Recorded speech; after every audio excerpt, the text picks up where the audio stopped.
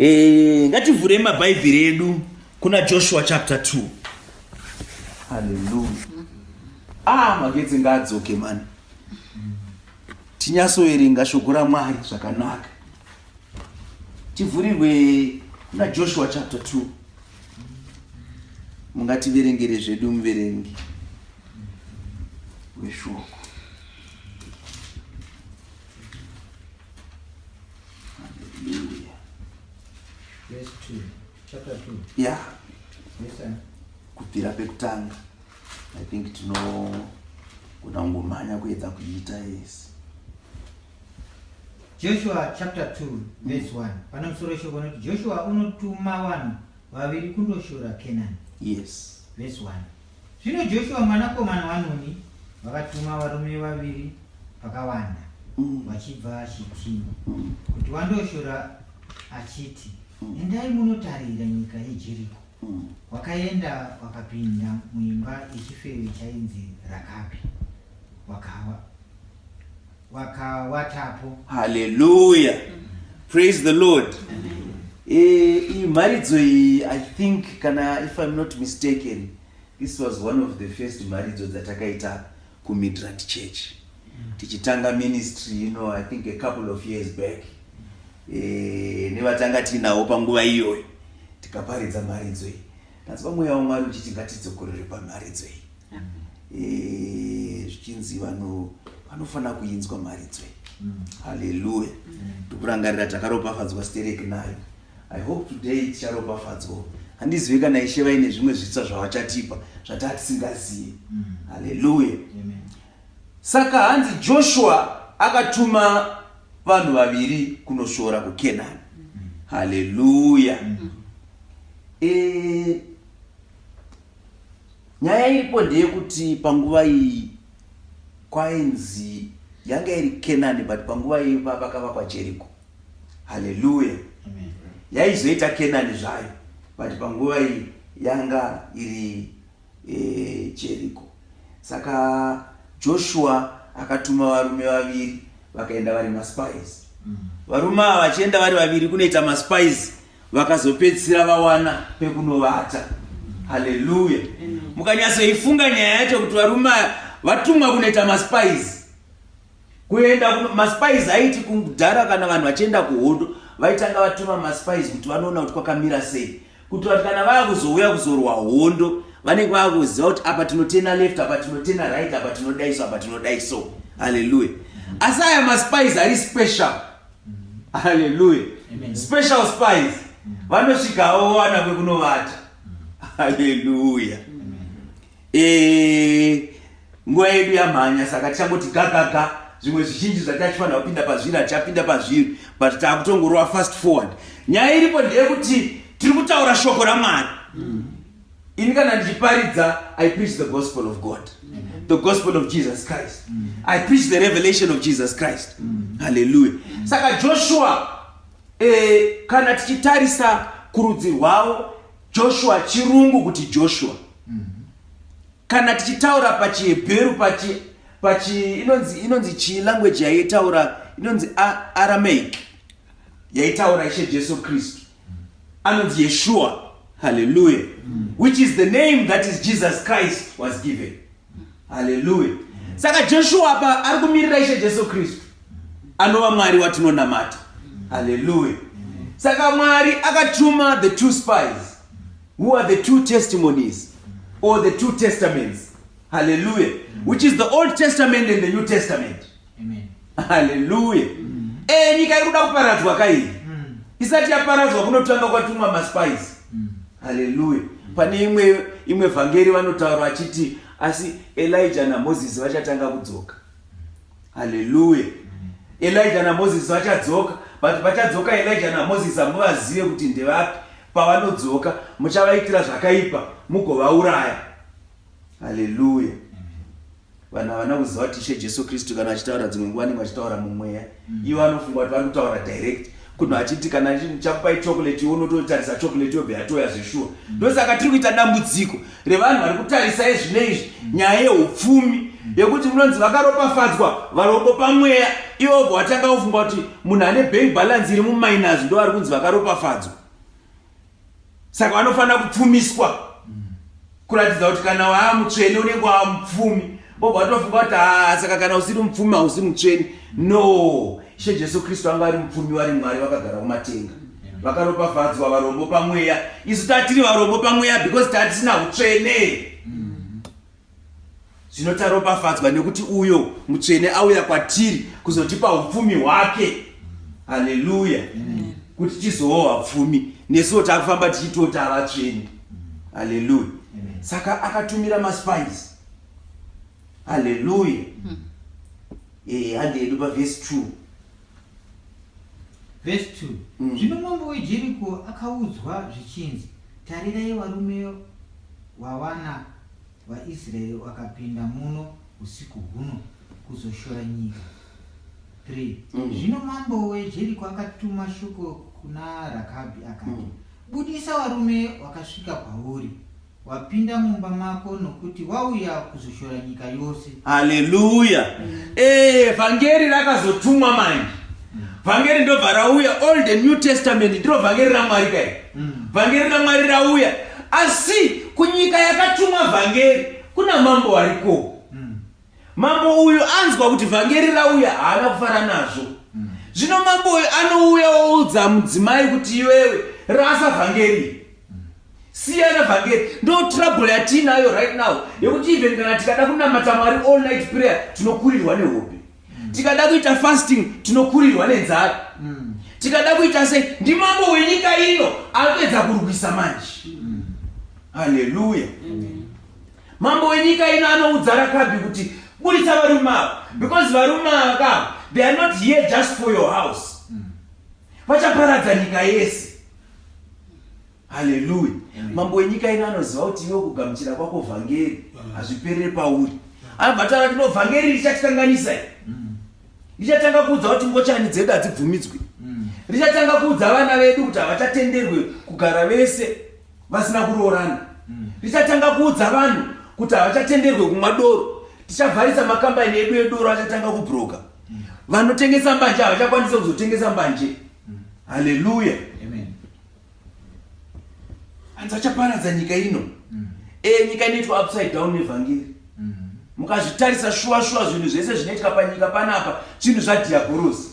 Vhangeri rikanyazoparidzwa nemutoo wazvo zvinopera zvese izvi. Mafirimu mazhinji anobuda paTV anovharwa kana takuita zvevhangeri. Mukatarisa kana music inobuda panana Channel O ana MTV vana nani munoona kuti kunyadzisa kwega kwega. Kana mafambiro akuita madzimai mazuano unoshaya kuti munhu shuwa munhu ashinga kupfeka zvaakapfeka here izvi achibuda achifamba nazvo parodi. Kudhara panguva dzedu tichiri kukura isusu zvasingaonekwa kuti mukadzi anopfeka nenzira iyoyo. Asi mazuva ano zvakungoitika. Sevarume totongotarisa kusaidi kotingadii. Haleluya. Mambo yakatonyatsotaura akati aiwa munoparadza nyika yangu nezvamauda kuita izvi. Haleluya. Anzi zvino Joshua mwanakomana waNuni vakatuma varume vaviri pakavanda vachibva Shitimi kuti vandoshora nyika. Akati endai munotarira nyika yeJeriko. Haleluya. Vakaenda vakapinda mumba yechifeve chainzi Rakabi vakavatapo. Zvino mambo weJeriko akabvunza achiti zvichinzi, tarira varume vavana vaIsraeri vakapinda muno usiku huno kuzoshora nyika. Zvino mambo weJeriko akatuma shoko kuna Rakabi akati, budisa varume vakasvika kwauri vapinda mumba mako nokuti vauya kuzoshora nyika yose. Haleluya. Verse 4. Verse 4. Mukadzi akatora varume avo vaviri akavawanza akati, hongu varume vakasvika havo mandiri, asi ndakanga ndisingazive kuti waibvepi. Zvino nenguvayo yokupfigwa kwesuo kwasviba, varume vakabudazve kwavakazoenda, iyo varume ini handizivi. Kurumidzai kuvatevera nokuti mungandovabata. Haleluya. mudzimai akangwarawo. Muri kuona baba ari kunzanzi akatora akavapinza mumba yake. Hallelujah. Muri kurimember tichita mharidzo ndichitaura kuti Ishe Jesu Kristu anoti, behold, I stand at the door and knock. If any man opens the door, I will come into him and sup with him and he with me. Kuvhurirwa kwevhangeri manje ratenderwa kupinda mumba. Ndobva ari wanza mumba. Ari wanza mumba sezvaitaurwa naDhavhidhi kuti shoko renyu ndakarivanza mumwoyo mangu kuti ndirege kutadzirai. Rinotoda kutovanzwa vhangeri iri. Kana wagamuchira vhangeri unofanira kurivanza mumwoyo mako. Usatendere kuti ribudemo. Nyangwe mambo wenyika ino akataura kupi, akataura zvaanotaura kana kutaura zvaanotaura, usatendere kuti vhangeri iri ribude. Hallelujah. Amen. Ande pamberi. Verse 6. Asi wakanga avakwidza pamusoro pedenga. Akavawanza pasi poutanda hwamasosori wakanga hwakarongwa naye padenga. Hallelujah. Mudzimai ane uchenjeri manuyu. Saka atora maspice aya manje. Chona izvaaita haana kuvahwandisa pasi pemubhedha. Akavaisa mudenga pamusoro-soro. Apa pakuratidza priority. Kana waunza vhangeri mumwoyo mako, vhangeri rinofanira kutopedzisira ratodominata. Rinofanira kuenda pamusoro. Kana uchida Liverpool haifaniri kuenda pamusoro pevhangeri. Kana uine vana vako havafaniri kuenda pamusoro pevhangeri. Kana uchifarira basa rako, kana uine kambani yako, kana uine chii, haifaniri kuenda pamusoro pevhangeri. Vhangeri rinofanira kusumudzirwa. Rinofanira kuenda pamusoro. Hallelujah. Hanzi akatora varume ava ndobva avaisa pamusoro-soro. Hallelujah. Vhangeri rinofanira kuenda pamusoro. It should be a priority. Hakuna anything chaunofanira kuwana chaunofanira kuda kupfuura vhangeri. Vhangeri rinofanira kuenda pamusoro. Hallelujah. Verse 6. Asi wakanga akwidza pamusoro pedenga akavavanza pasi poutanda hwamasosori pakanga pakarongwa naye padenga. Hallelujah. Ndobva arivanza vhangeri pamusoro ipa. Verse 7.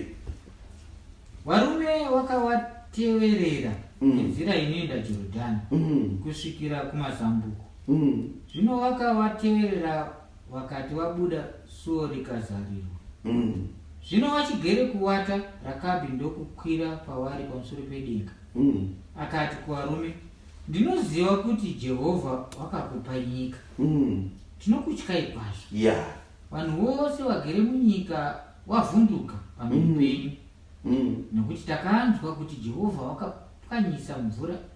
wakapwisa mvura yegungwa dzvuku pamberi penyu nguva yokubuda kwenyu Ijipita, nezvamakaitira madzimambo maviri avaAmori vakanga vari mhiri kwaJorodhani, iwo Sihoni naOgi, vamakaparadza chose. Zvino pakarepo takati tichinzwa izvozvo mwoyo yedu ikavhunduka. Hakuna munhu uchinokutsunga pamwoyo pake nokuda kwenyu, nokuti Jehovha Mwari wenyu ndiye Mwari kudenga, musoro napanyika pasi. Hallelujah. Apa mudzimai akutotaura manje kuti vhangeri raMwari rinoziva simba renyu. Ndakanzwa mharidzo ichiparidzwa kuti vhangeri rinoita sei. Kana rikauya rinochinja sei chinhu. Kana rikauya rinoporesa varwere sei. Kana rikauya rinobvisa upombwe sei. Kana rikauya rinobvisa umbavha sei. Ndakanzwa kuti kune vamwe vangaine madhimoni, vhangeri rakauya rikaparadza madhimoni. Takanzwa kuti vhangeri rakauya akataura nezveRed Sea. Takaita mharidzo yeRed Sea kuti zvinorevei. Hallelujah.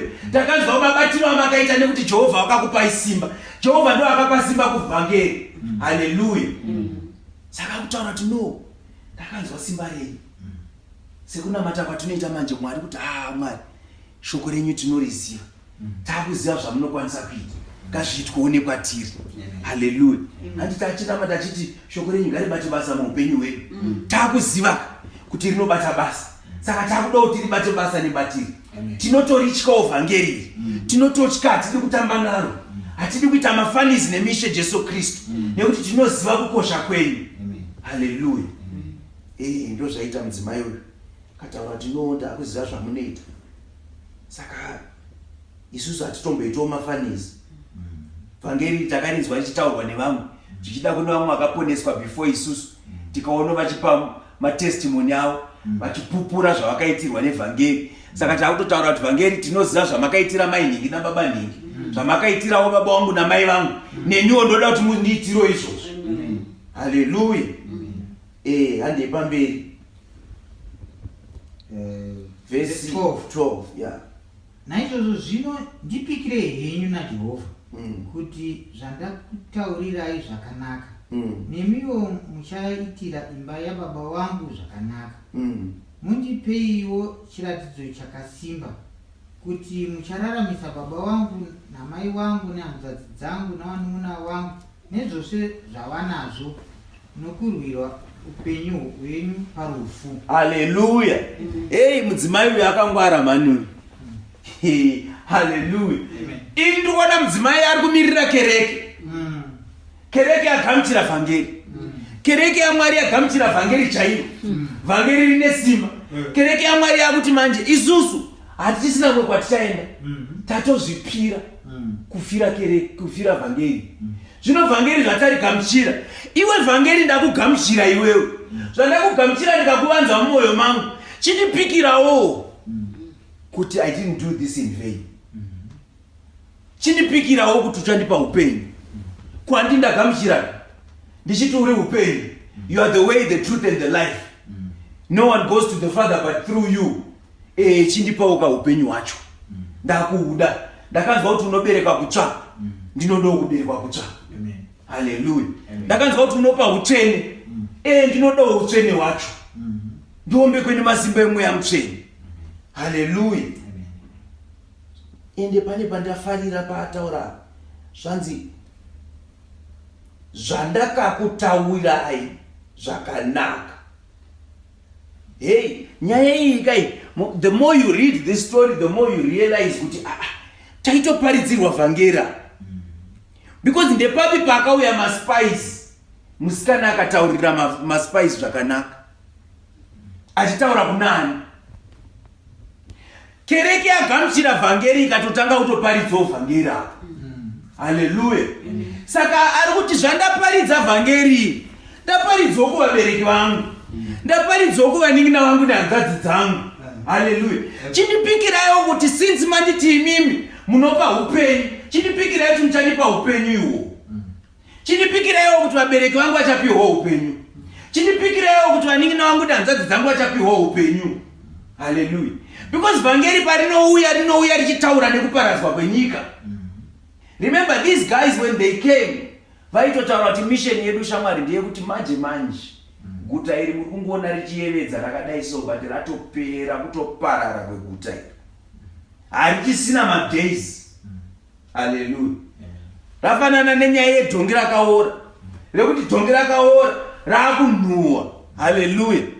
Honye dziri kutamba dzichiita pati dzichinakidzwa nekudya nyama, but hadzisi kuziva kuti muridzi wefama ari kutonhuhwirwa nedhongi, asara nekungodira peturu nekukwenyera machisi. Hallelujah. Which is the same thing that the gospel does.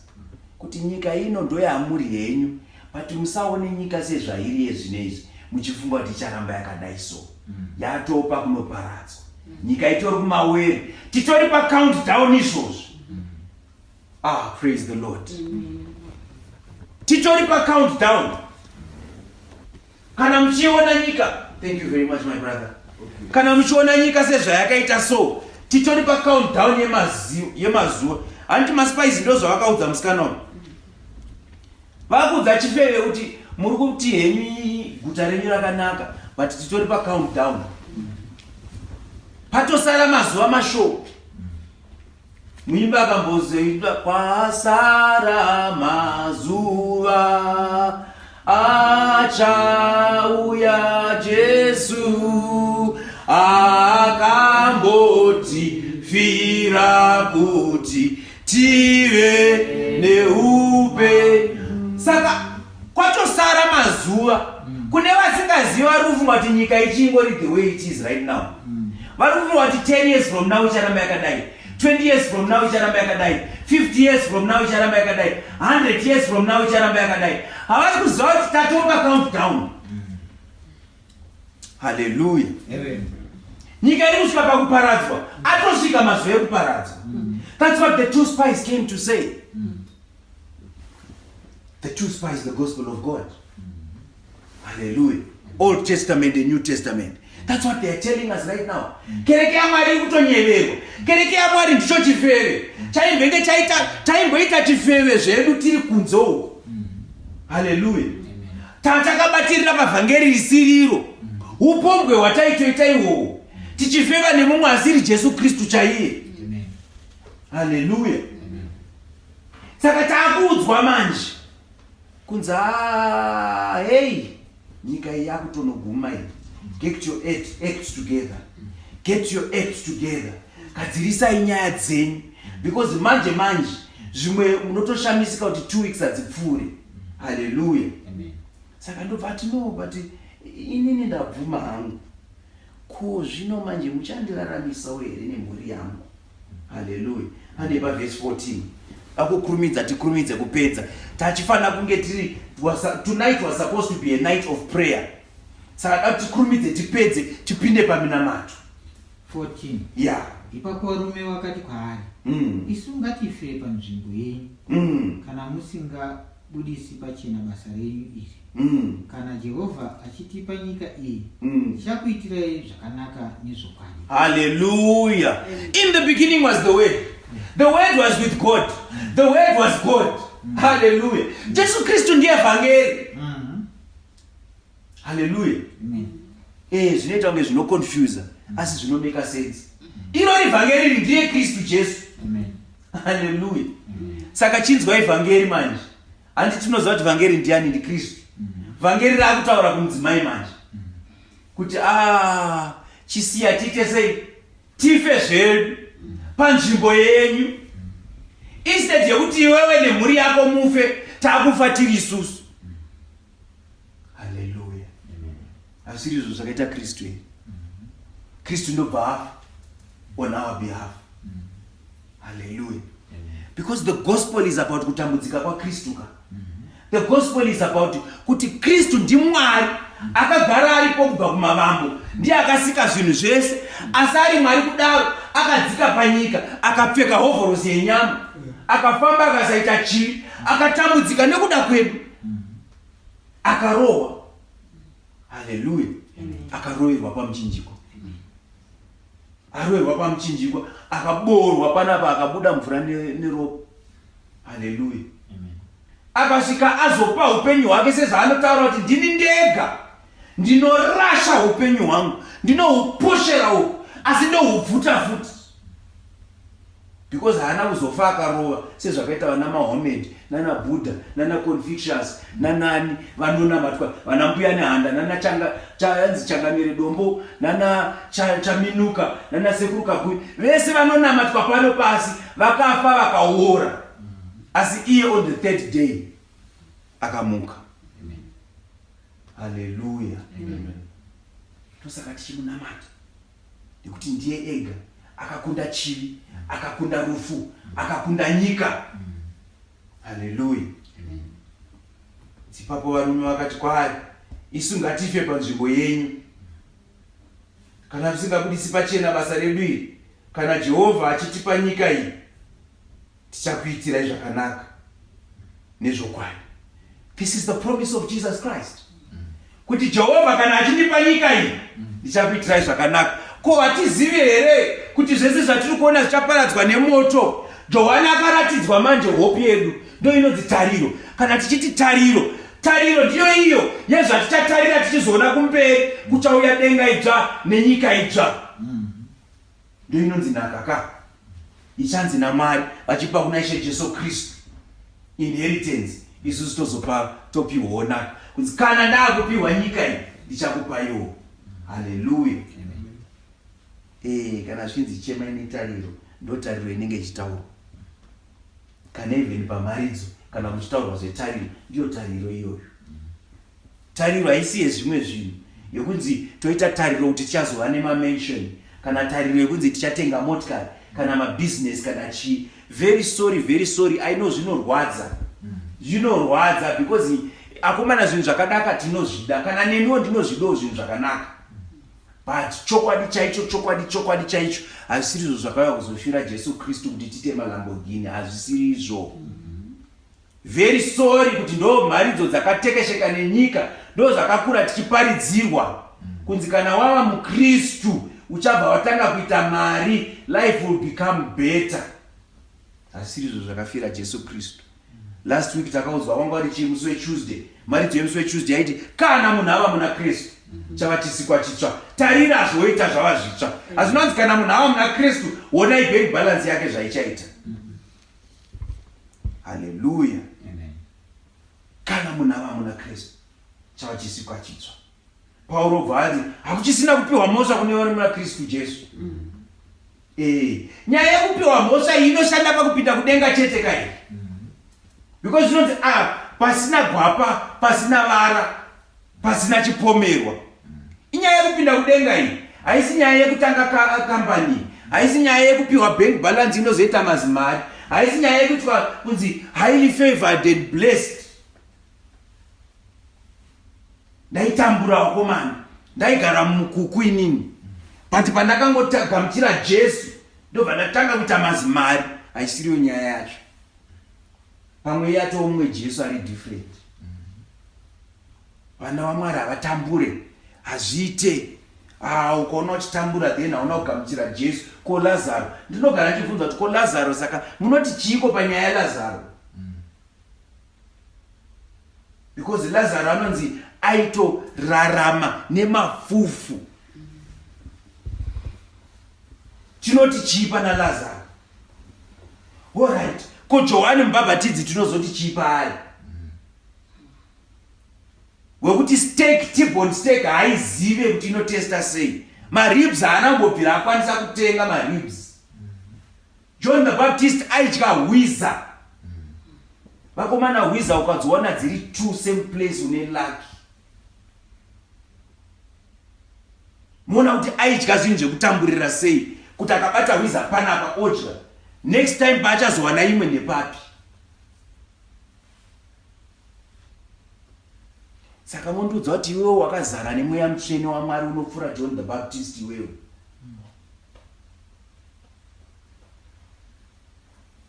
If the Holy Spirit came to give us wealth, ko John the Baptist tiati chipa musoro pake. Ko Elijah na Elisha, varume vaita zvinoshamisa, vekuti vaiti vakati baba wedu ari kudenga, moto wainaya kubva pasi, kubva mudenga. But vaiwanikwa vachienda ku a widow, a poor widow, kuti please usati wabikira mwana wako umbondibikirawo ndiri man of God, tanga wambondipawo. Tichati chii manje? Vanga vasiri vatsveneka. Because by your standards vanofanira kunge vanga vaine mazimari. Elisha aifanira kutofamba nemazichariot akazara gold, miracle money. Elijah aifanira kutofamba aine mazichariot akazara. Ndini Elijah inini man of God, mazimari. If our God is our God who is there serving a purpose of giving wealth to people, we need to understand these things with maturity. Wealth is not evil. Musandikanganise kunzwa zvandiri kutaura. You can be holy and rich and wealthy, but you can also be holy and poor. Zvakafadza Mwari kuti vamwe vanhu vave nemari, zvakafadza Mwari kuti vamwe vanhu vasave nemari. Akomana, nyaya yekuita mari kana kusaita mari, it's not there in the holiness equation. Iyi nyaya yeholiness ndeyekuenda kudenga iyi, it's a spiritual issue. It's the devil's doctrine kunyebera vanhu kuti tendeuka unamate Mwari uite mari.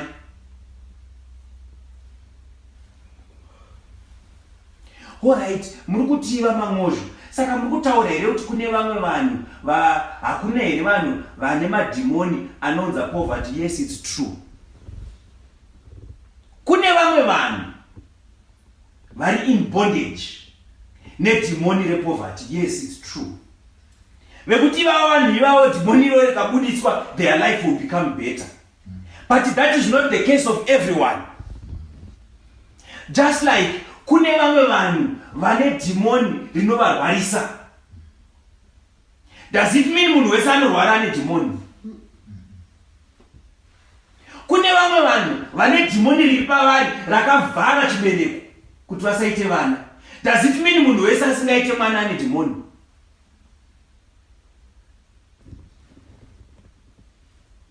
You have a situation, you have people like Hannah, people like Sarah. They didn't need deliverance kuti vaite vana. Vaitotaura ega kutopupura kuti Mwari, Jehovha Mwari vakavhara chibereko changu. Hallelujah. Zvinhu zveshoko raMwari zvinoda mweya waMwari kuti uzvinzwisise. Hazvisi zvekungotera kuti nekuti wanzwa munhu achiparidza paTV obva ati saka ndizvozvo. Just because people are filling up stadiums doesn't mean they're telling the truth. So, ngatisiyane nenyaya yemari. I pray to God that He blesses us and according to His riches and glories tichakwanisa kuwanawo mari yekuti tikwanise kuzvisustina as a ministry. Tikwanise kuita transport yekutakura vamwe vedu vanenge vasina motikari. Tikwanise kuwanawo mabuilding atinovakawo kuti vana vedu vapinde zvikoro where it's not compromised kwavanoudzwawo shoko raMwari. Kana Ishe vatitendera zvinoitika zvinhu izvozvo. But that is not what Jesus Christ came to die for. And hazvitombondiroesa hana kana kambichana tikashaya mari yacho futi. Because handina kutumirwa kuuya kuzoita rich man. This is the wealth that I'm giving people. Yes, salvation ish. Kuti umwe neumwe achanzwa ndichiparidza achapedzisira aberekwa kutsvaka. Umwe neumwe achanzwa ndichiparidzwa achapedzisira acheneswa, adzurwa mudzi wechivi. Umwe neumwe achanzwa ndichiparidza achapedzisira azadzwa nemasimba emweya mutsvene. That is my mandate. And create other men of God. And mentor other men of God. Vachaenda vachinoparidzirawo vamwe, vachaparidzirawo vamwe, vachaparidzirawo vamwe, vachaparidzirawo vamwe. Nekuti according to Daniel, vachadzosa vazhinji mukururama, vachapenya senyeredzi. Ndozvandiri kungoda chete. Kana ndenda kudenga ndopiwa corona yangu, ndonzi auya Mangozho. Mangozho akadzora vakati aiwa mutendere yapenye zvake uyu.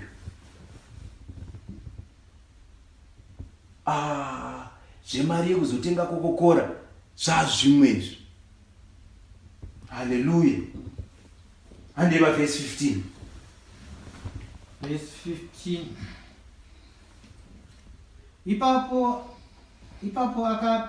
akavaburusira pasi nebote nepawindi, nokuti imba yakanga iri pamusoro perusvingo rweguta, naiye wakanga agere pamusoro porusvingo akati kwavari, tizigai henyu kumakomo kuti vateveri varege kusongana nemi, muwandepo mazuva 3 kusvikira vateveri vadzoka, pashure mungaenda henyu. Hallelujah. Muri kunzwa nyaya yacho mubairi kuenda napo. Varume vaviri vhangeri Ishe Jesu Kristu ndobva vaenda kugomo. Ndinotarisa kumakomo, rubatsiro rwangu runobvepi?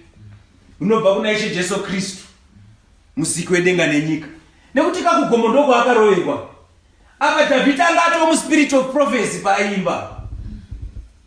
Anga kutoona Ishe Jesu Kristu achiroverwa. Hallelujah. Ndobva aenda kumakomo, vachisvika kumakomo ndobva aroverwa kumakomo, ndobva aita 3 days vari mubwiro. Hallelujah. Sorry, because of time yedu takuita zvekumhanya ndangoti ka mharidzo yacho. Zvichida Ishe vakatitendera rimwe zuva tichazonyatsoiparidza mharidzo iyi, maybe in English, kuti tinyatsoirekoda izonzwikowo nevamwe vari mudzimwe nyika dzakasiyana siyana. Hallelujah. Amen. Hey, vateveri varege kusongana neni, vaendepo mazuva 3 kusvikira vateveri vadzoka. Pashure mungaenda henyu. Handei pavhesi 17. Zvino varume vakati kwaari, hatingasungwi nemhiko yako iyi yawakatipikisa. Tarira, nguva yatinopinda panyika ino, unofanira kusungira bote iri dzvuku rakaposwa pawindo pawakatiburisa napo pasi napo. Unofanirawo kuunganidza mumba mako baba vako namai vako nehanzvadzi dzako nawose weimba yababa vako. Hallelujah. Vhangeri rinokuudza kuti unoponeswa sei. Hallelujah. Saka apa vhangeri rakutsanangura manje kuti hey, takamboita imwe drama yatakaita kuEgypt, takuita imwe drama panapa. Zvichida pamwe patakaita kuEgypt pane vakapotswa nayo vakasainzwisisa. Takaparidza last time ndikati kuEgypt vakanzwisai ropa padhoo. Hallelujah. Kana mchida kuti mafirstborn enyu ararama. Ndikataura kuti kana paine muEgyptian akanzwa nemakuhwa akaisa ropa padhoo, firstborn yake haina kufa. Uyewo kana kuine muIsraeri, muHebheru akaita chindinu akati handinzwangu, handiitiswe, akaramba kuisa ropa padhoo, firstborn yake akafa. Tikaita mharidzo futi yefirstborn kuti firstborn inorevei. Hallelujah.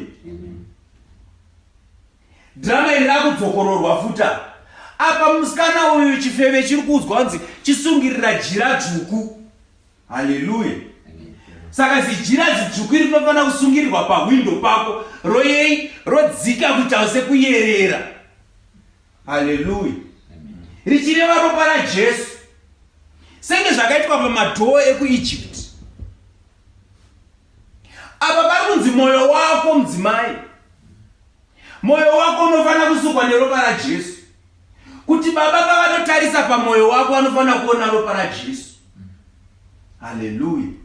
Saka akanzi jira iri ngarisungirirwe pawindo, robva radzika rakadai so kuita seropa riri kuyerera, kuitira kuti patinouya kuzoparadza nyika isusu tichatarisa hatinei nekuti fesi yako yakaita sei. Isusu tichangoya tine one commandment yekuti kill everyone else except for munhu ane window rine jira rered rakayerera. Just like the commandment is going to come kuti on the last day munhu wese ari kupinda mumoto, munhu wese mumoto, kusara kweavo vane ropa raJesu chete. Hatinei kuti ma Egyptian, hatinei kuti ma Spanish, hatinei kuti ma British, hatinei kana kuti hatina basa nazvo. Wanga uri chirema here, waifamba nemabvi here, hatina basa nazvo, asi ropa raJesu chete. Whether you were poor for 50 years, hatina basa nazvo izvozvo. Kune dzimwe nyaya dzinonyeberana vanhu. You can spend all your time taking money from the bank going to give to the poor. You can go and give to widows and orphans. You can donate, you can do philanthropy. Vana Bill Gates vanotora ma 40 million vachienda vachinopa kune azvinei zvese izvozvo. Yes, it's a good thing. I'm not saying philanthropy is bad. I'm not saying ukaona beggar muroad usamubatsire, batsira hapo but hazvikuendese mudenga zvese izvozvo. Because the commandment is one, ropa raJesu chete. Amen. Pasina ropa raJesu, forget it. You can do all the things, 10 commandments, you can keep all 10 commandments. Pasina ropa raJesu, my friend, I'm sorry. Sabbath after Sabbath, usingadye nguruve, usingabike, usingatsvaire. Pasina ropa raJesu, forget it. Haleluya. Amen. Hanzi tarira, nguva yatinopinda panyika ino, unofanira kusungira bote dzvuku rakakoshwa pawindi, pawakatiburitsa pasina. Unofanirawo kuvanganidza mumba mako baba wako, mai vako nehanzvadzi dzako navose veimba yako. Haleluya. Ndo zvazvinoita. If they want to be saved, you must bring them. Ndo ministry yatiri kuita izvinezvi. Semudzimai uyu chifeve ichi chakazoudzwa kunzi no, kana uchida kuti baba wako namai vako vasafewo, chitovadedza vapinde mumba ino. Haleluya. Sezvatakuita izvinezvi, tinoita setinopenga, tichinyengerera vamwe vanotinyebera kuti next week, next time. Tiri kuvanyengerera. Havasi kuziva kuti chatiri kuita, tiri kuedza kungovaudza chete kuti kana kuparadzwa kwakuuya, vaponeswawo sekuponeswa kwatichaitwa isusu. Because it's no longer about us alone. Remember, salvation inotanga pauri iwe wega. But nyaya yacho haisi yekuti ungoramba uine salvation uri wega. Unofanira kudedzawo vamwe kuti vapinde mumba umu. Haleluya. Nana baba wedu nana mai vedu kuti vati ndo yainonzwa zviri kuno. Nyika ino yakutoparadzwa. Kwatosara ma few days. Ndofunga kana 2 weeks hadzipfuure. But manje ndakawana varume 2 iva vakandipromisa kuti ndikaisa chijira chitsvuku ichi handife. But havana kuti inini chete, vakati everyone anenge ari mumba munomu. Saka dai matouya tapinda mumba munomu takawanda. Haleluya. Sezvatiri kuita izvinezvi kuti kereke yaMwari, izvinezvi takupinda maweeks ekuti tichange tichiti every service umwe nomwe ngauye ne4 vake, umwe nomwe ngauye ne4 vake, umwe nomwe ngauye ne4 vake, kuitira kuti vauye vakawanda mumba ine jira ritsvuku rakayerera. Haleluya. Kuitira kuti tiponewo takawanda. Haleluya. And I think it's verse 19. Verse 19. Zvino ani nani unobuda kunze kwemikova yeimba wako, ropa rake richava pamusoro wake. Asi isu hatingavi nemhosva. Ani nani unewe mumba mako, ropa rake richava pamusoro pemisoro yedu kana akaitirwa zvakaipa noruoko rwomunhu. Haleluya. Saka hanzi vaudze kuti vauye vapinde mumba umu. As long as vakagara mumba umu chete, they are safe.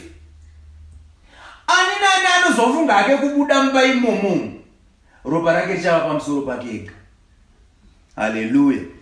Saka ndo zvazvinozoita manje at a time like this where we spend time preaching the word of God.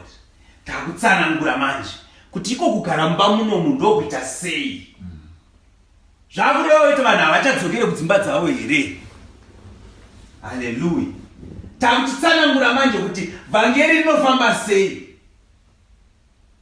kuratidza kuti takugara mumba munomu. Takaita mharidzo imwe tikataura zvemugano kuti She vakatara mugano vakati umwe neumwe atsvanzvadzira mutsvagamu wani as long as ari within mugano. Tikataura kuti mugano ndiShe Jesu Kristu. So as long as uri muna Jesu Kristu uri mumba munomu, because the church of God is not a congregation that is physical. The church of God is everyone who is born again, everyone who is sanctified, everyone who is baptized by the Holy Spirit, everyone akabatanidzwa mumweya naMwari ari mukereke yaMwari. Vamwe vacho hatisati tatombosangana navo, but varimo mukereke yaMwari. It's not about people we meet physically, because umwe angagare panapa but asirimo mukereke yaMwari. Vakatadza kuzinzwisisa kuIjipita izvozvo. Vanhu vakafunga kuti kuungana vachigara pamwe chete vachizivana kuti mai nhingi nababa nhingi ndokupinda mukereke yaMwari. Topedzisira tapfekedzana mauniform, topedzisira tapanana zvigaro, topedzisira takuudzana takuita maprogram tatorasa. The church of God is a spiritual thing. Even right now, kereke yaMwari as an organization, people need to know.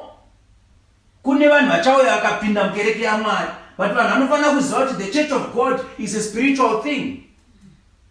You can join the church physically while you are not in the church spiritually. Because the church is the redeemed of God. Muchiuya every Tuesday, muchiuya every Sunday, muchiuya every all night, muchinzwa mharidzo, ndo pamuri kudzidziswa kunzi kugara mumba umu ndokuita sei.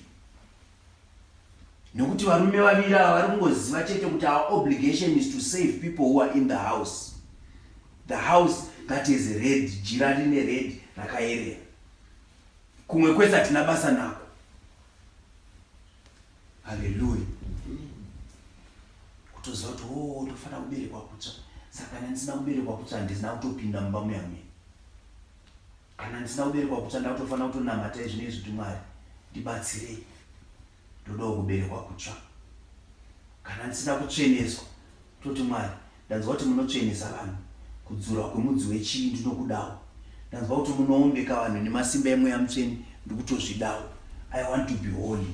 Kuitira kuti pamunodzoka kuzoparadza nyika inini ndiwanikwa ndine chijira chered. Hallelujah. Amen. And verse 19.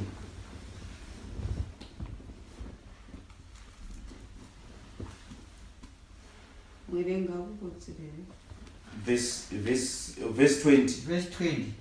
Asi kana ukabudisa pachina basa redu iri, isi hatingasungwi nemhiko yako yawakatipikisa. Iye akati, ngazviitwe sezvamakataura. Akavaendesa vakabva, iye ndokusungira bote dzvuku pawindi. Ivo wakaenda wakasvika kumakomo. Vakagara kumazuva 3 kusvikira vateveri vadzoka. Vateveri vakavatsvaka panzira iyo yose asi havana kuvawana. Hallelujah. Saka uyu akasungira jira dzvuku. Arume vakaenda kugomo. Ndobva vaita 3 days. Vakateera vakatadza kuvawana. Nanhasi vachiri kungoteera. Kune vamwe vari kutofunga kuti vari kufamba nzira yakanaka. Vari kuteerawo gospel. But vari kuteera ne-wrong way. Vamwe vari mu-prosperity preaching health and wealth. Vatovatadza kuvabata vakomana ava. Vari kungoteera. Vari kufunga kuti nyaya iripo ndeyekupfeka masutu. Hey, tinovada masutu akanaka. It's dignity. It's respect to God. But hazizvo zvinoendesa kudenga. Vamwe vobva vaita regalia, vobva vaita mauniform. Vari kuteera kana vakomana, vari kuteera. Asi vari kutadza kuvabata vakomana ava. Vamwe vakafunga kuti kuvaura musoro, kuita zuda nekuita ndebvu, nechitsvimbo chakaita so, vobva vapfeka gemenzi rewhite. Hey, vari kungoteera. Asi vari kutadza kuvabata vakomana. Hallelujah. Itori mharidzo iyoyo rimwe zuva pamwe kana Ishe vakatitendera tichaita mharidzo yekuteera. Vachingoedza kuteera vachitadza. Hallelujah. Kupedzisira vamwe vava kuti ngatiteere tsoka dzevanhu vakafa. Hallelujah. Nyaya iripo ndeyekuteera Kristu. Kristu ndiye muvambi wevhangeri. Kana ravambwa nemumwe munhu hatiridi. Isi tinoda rakavambwa naKristu. Hallelujah. Because ndiye muvambi nemukwanisi. Zvirimo mubhaibheri hazvisi zvekumba kwedu.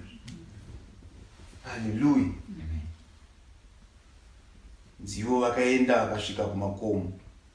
Vakandogarapo mazuva 3 kusvikira vateveri vadzoka.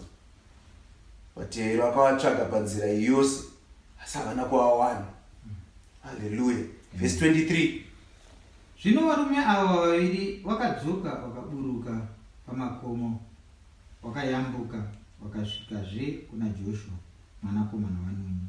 Vakamuudza zvose zvavakanga vaitirwa. 24. Vakati kuna Joshua, Zvirokwazvo Jehovha wakaisa nyika yose pamaoko edu, uye vanhu vose vagere panyika iyo wavhunduka pamberi pedu. Now, inini hamusi kuona here nyaya iyi kuti yakafanana nemharidzo iya yandakaparidza pana Kristu paanodzokera kuenda kudenga. Kubvira pana prodigal son, baba pavanobuda panze vachitarisa vachiona mwana wavo kuti adzoka ari safe and sound. The same way as God sitting on the throne sees Jesus Christ coming from earth. Vobva vati iwe ishe wangu, iwe mwari wangu. Hallelujah. Amen. The same day ndo paanotaura kuti you are my begotten son. Today I have begotten thee. Hallelujah. Amen. Obvazoti mwari wangu uye mugare zvenyu pachigaro. Hallelujah. Endo anotaura kuti ndakapiwa simba rose pasi nekudenga sezvataura vakomanawo. Vari kutaura kuti takudederwa kwese uku. Hallelujah. Vachiudzani Joshua mwanakomana waNuni apa anga ari kumirira Ishe Jesu Kristu panguva iyoyo. Hallelujah. Handei pachapter 6 takutonopedza. Takutonopedza chapter 6 totangira paverse 20. Ndingoda just 5 verses. Let's just do verse 20 to 25. Verse 20. Joshua chapter 6 verse 20. Kutoka kweguta reJeriko. Yes. Verse 20. Yeah. Naizvozvo vanhu vakadanidzira navaprista vakaridza hwamanda. Zvino vanhu vakati vachinzwa kurira kwehwamanda, vanhu vakadanidzira nokudanidzira kukuru, rusvingo ndokukoromoka chose. Vanhu vakakwira vachipinda muguta, mumwe nomumwe pakarurama naye, vakakunda guta. Hallelujah. Kweima hamusi kuziva here kuti nyika ichapera sei inini? Handiti kucharidzwa hwamanda. Rusha rwehwamanda rucharira ndo runoita signal kupera kwenyika. Ende kungopera kwenyika kudaro kuchauya vazhinji vacheki. Hallelujah. Achiuya nengirozi dzake Ishe Jesu Kristu. Hallelujah. Handei paverse 21. Wakaparadza chose nomunondo unopinza zvose zvakanga zviri muguta, varume nevakadzi, vaduku navakuru, nemombe namakwai nembongoro. Joshua akati kuvarume vaviri vakanga vandoshora nyika, pindai muimba yechifeve, mubudise mukadzi nezvose zvaanazvo sezvamakapika paari. Hallelujah. Saka kuparadza kuripo manyanzi vakaparadza nemunondo. Munondo, as anyone in this ministry akutoziva kuti munondo is the word of God. Shoko raMwari iro rirati kuparidza iro ndo richashandiswa kutonga. Hallelujah. Vanhu vachatongwa nekuda kweshoko raMwari. Saka shoko raMwari ndo riri kushandiswa as a standard.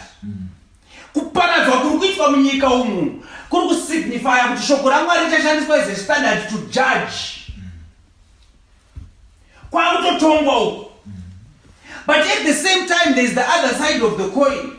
Kuti Joshua mwanakomana waNuni anoudza varume vaviri vaya kuti remember, imimi mune covenant kaimimi, mune wamakapromisa kaimimi, mudzimai wamakapromisa uyu endai munomunyurura, haangawanikwa achirohwa nesword sekurohwa kuri kuitwa vamwe nemunondo.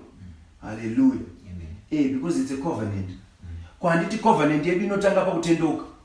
Panonzi vaya vanoda kutendeuka uyai mupfugame pamberi, vanoda kugamuchira Ishe Jesu Kristu, wopfugama wotanga kutaura kuti kubvira nhasi ndinokugamuchira Ishe Jesu Kristu mupinde. That is the covenant. That's why it is done. Hallelujah. Ndo zvinoita basa rekutendeuka zvazvinoitirwa. Hallelujah. And then from there covenant yapo takutotanga kutofamba nevhangeri rakutotaura kuti modai watomunondoka. Munondo wakanaka manje pakuti kune umwe unoponesa, kune umwe unouraya. Unopesana naye unocheka. Hallelujah. But David anotaura kuti thy rod and thy staff comfort me. The rod ndekurova, rod inofana kurwadza. But yani kachiti comfort me. handi maimba manje mufudzi ndiye Jehovah, Psalms 23. So the gospel inofana kurova nekurwadza vanopesana naJehovah, asi kune vanoda Mwari it comforts you. Kuti una Holy Spirit the comforter. Hallelujah. And it up verse 22-23. Yes. Zvino majaya iwayo Vashori vakapinda vakabudisa Rakabi nababa wake namai wake nanzvadzi dzake nezvose zvaakanga anazvo, vakabudisawo hama dzake dzose vakavaisa kunze kwemisasa yaIsraeri. Hallelujah. Hallelujah. Amen.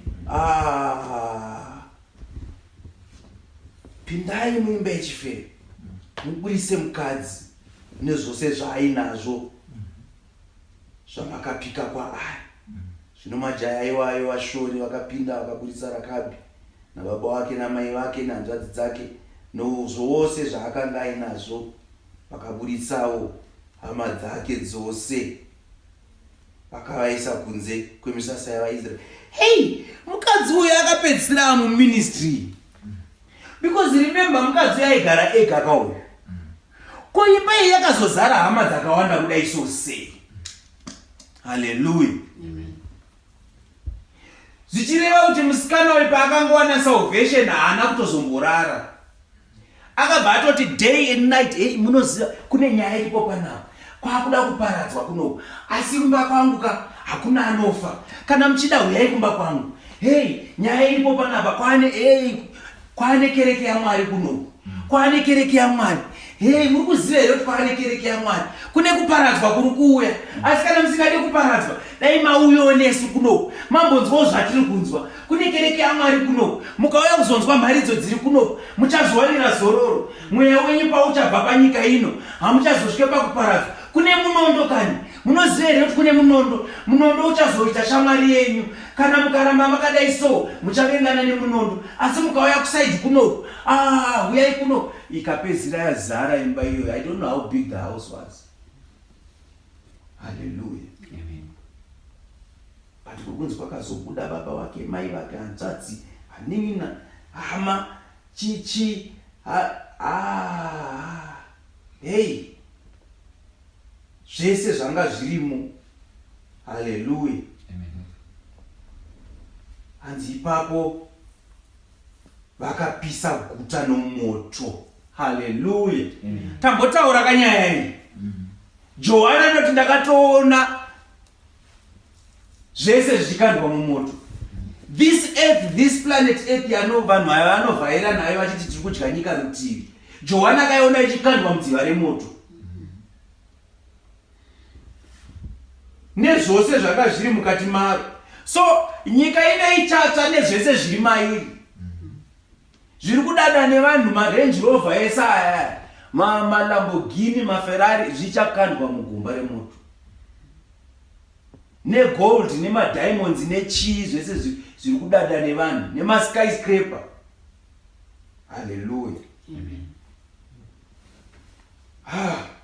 Asi sirivheri nendarama nemidziyo yendarira neyamatare vakazvisa muchivigiro chepfuma cheimba yaJehovha 25. Asi Joshua wakarega Rakabi chifeve chiya ari mupenyu, iye neveimba yababa vake nezvose zvakanga vainazvo. Iye akagara pakati paIsraeri kusvikira nanhasi, nokuti wakanga anzwa nhume dzakatumwa naJoshua ndokundoshora Jeriko. Hallelujah.